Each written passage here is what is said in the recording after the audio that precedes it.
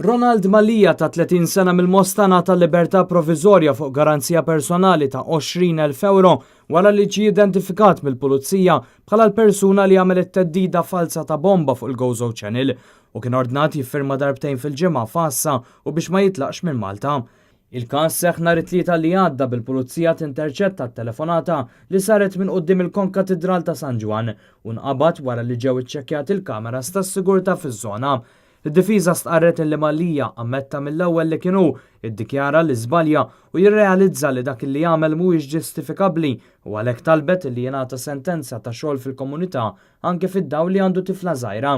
Madankollu l-prosekuzzjoni nnutat kif Malija ħoloq biża' fuq il-ħaddiema u l-passiġġieri tal-Gozo Channel għamel użu ħażin ta' apparat tat telekomunikazzjoni, ħoloq inkonvenjent kbir u anke dannu kemm lill-passiġġieri uħud minnhom li kellhom raġunijiet ta' saħħa kif ukoll effett ħażin lill-ekonomija.